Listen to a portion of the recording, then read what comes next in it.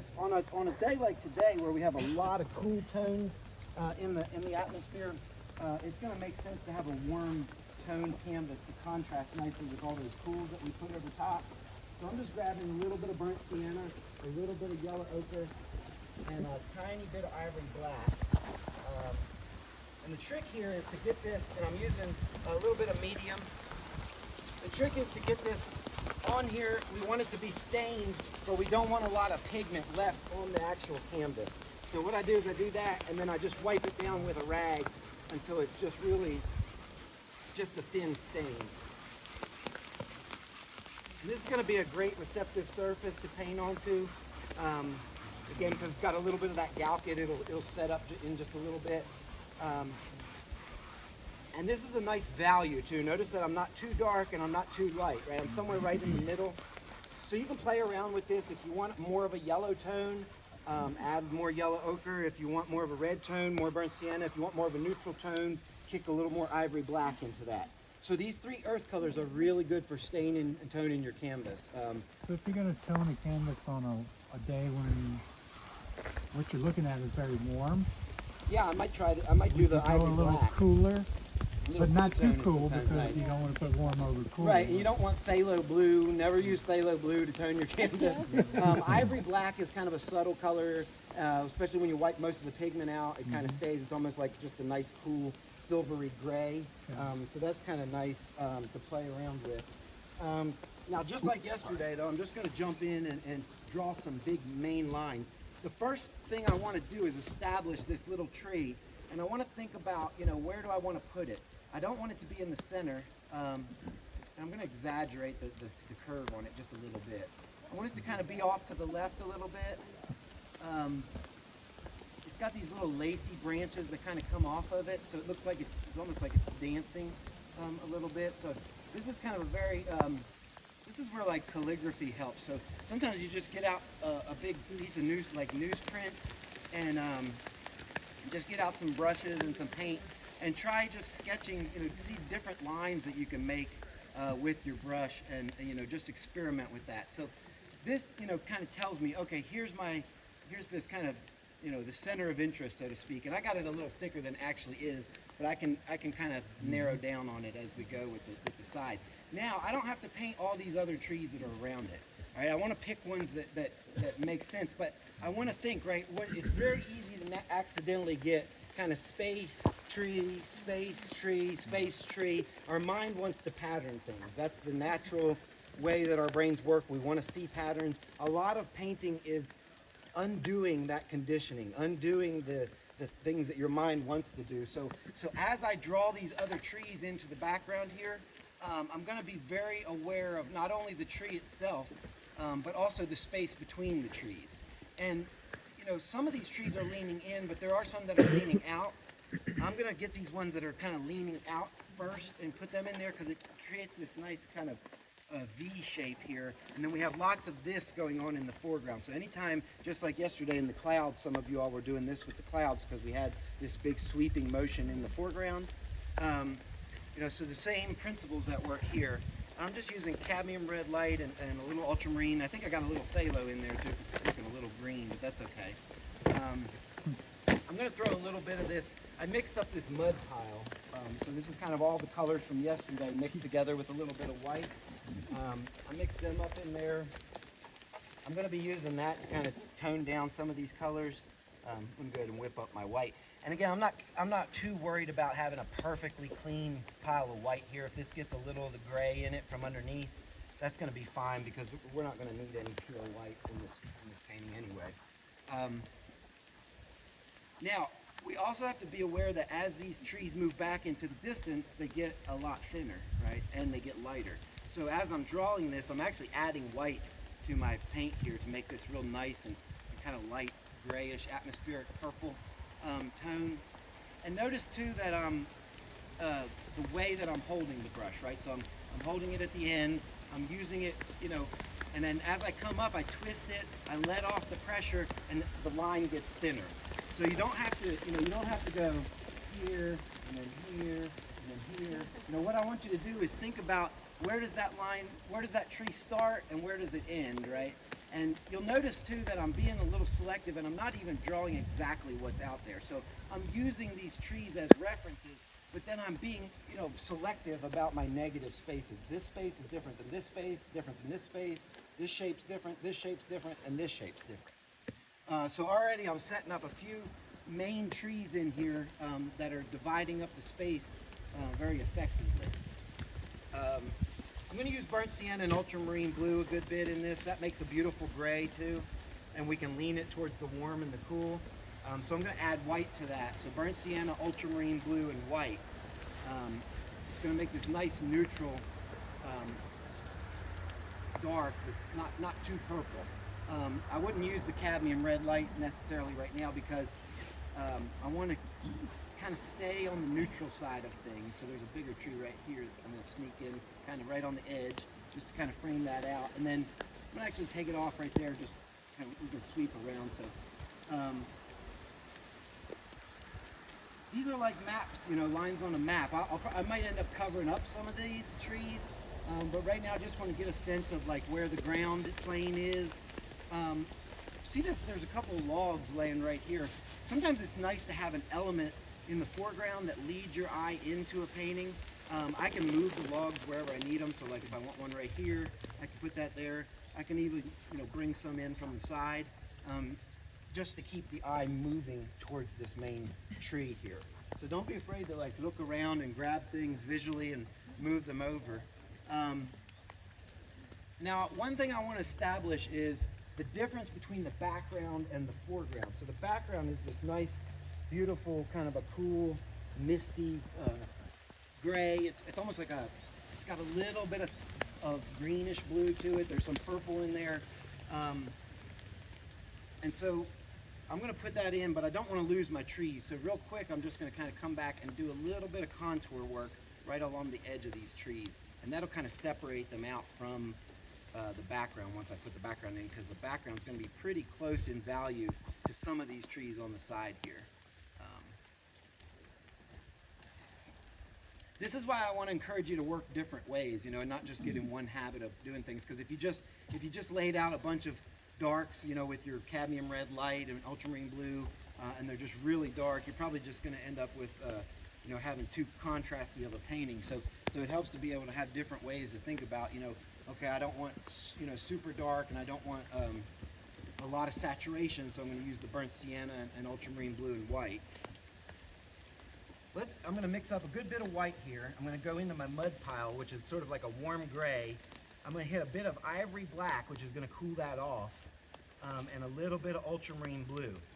Now, this is going to make that beautiful kind of grayish color for the background. And see, that's too blue right there. I want to go a little grayer. So I'm going to add a little more burnt sienna and a little bit more of my mud gray. That's getting close to what I want right there. I'm going to throw a little more white just to lighten the value. But see, I've got these trees now to kind of, I can gauge. Now see how I can cut back into this tree and really kind of shape it up. That's why I was saying I don't need to make it as skinny as it actually is. It's a lot easier to just shape up a line and make it thin than trying to paint the thin line itself. I want to lean this a little more towards the warm side. So I'm going to throw a little bit more of that warm mud color in there with a little bit of burnt sienna. We can layer some cools up over top of this.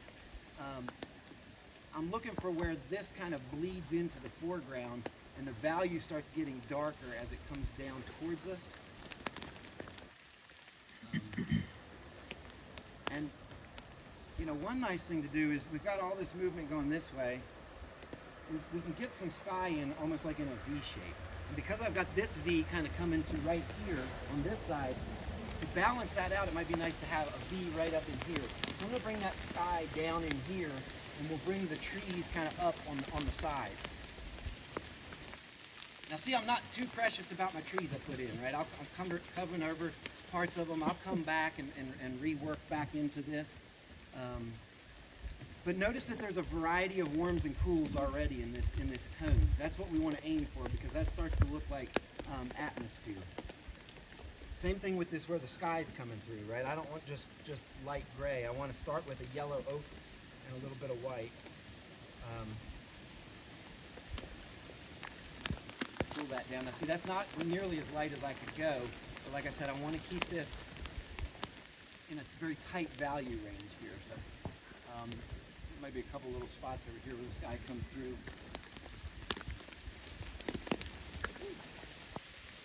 So I'm already starting to get this sense of depth. You can kind of see that's the woods back there. You're starting to get a sense of, okay, I'm in the woods. I'm going to do some more burnt sienna and ultramarine blue and mix it with that gray that's already on my brush and kind of pull this forward a little bit. And as I pull it forward, I'm going to darken the value. So in the foreground, there's lots of reds and greens. So I'm going to throw a little bit more burnt sienna into this because I want to get the leaf cover. But notice that I am also very careful to shift the value. So I'm shifting the temperature, I'm also shifting the value. If we take this color and put it up here, we can see how much darker I've gotten just from, kind of coming down into here. And what are you adding to make it dark? Ultramarine and burnt sienna. Yep. Yeah, most of what you're seeing happen on the canvas right now is ultramarine, burnt sienna, and white. Just in different variations or different amounts. Might throw a little permanent matter deep into this mixture just to get that little, just one, kick it over to that rosy and red just a little bit more. Notice that these brush strokes are getting bigger and bolder as they're coming more forward. So, your eye sees the size of this brush stroke, and then it sees the size of this brush stroke, and then it sees this little brush stroke, and it tells your mind that, oh, that's receding, back into the distance. And I do want to keep this kind of motion in the foreground, so I'm very conscious of, am I using these brush strokes to lead the viewer's eye in to the tree, right? We can put a little of this green down. I'm just going to grab some ultramarine blue and yellow ochre, maybe a little bit of cadmium yellow light, but not much. So again, I'm kind of sticking to those more neutral tones. That's a dark green. That'll work for underneath of some of the lighter greens when I come back and pop in some lighter greens on top. So remember that when you paint like a bush or something or a tree, you really want to put the shadow of it down first and then build that light up on top of it. So sometimes, like, I'll get into things, and like I said, I started to lose some of my drawing on those trees. So don't worry about that because it's very, we can come right back into things and redraw. And a lot of times it creates this beautiful blended edge because we're painting wet into wet. And so, even that subtle shift right there from this value to this value, that happened automatically as I pulled that stroke up because it picked up that gray that was underneath. Well, that's giving you a sensation of, as you look up, you'll see the trees actually get a little lighter because there's more atmosphere between you and the top of the tree. So we're not only dealing with atmospheric perspective going back, we're also dealing with atmospheric perspective going up as well. And so that's just something that, like I said, the more that you do these alla prima paintings, the more you'll learn how to let the wet underpainting kind of work in your favor rather than work against you. I'm going to put a diagonal tree in here just to kind of move the eye back in that direction because there's a lot of movement coming this way. So I just want to kind of steer the eye back up and around into the composition. So you probably already noticed, right, that I'm really not painting what's there, right? There's so many trees and so many branches out there.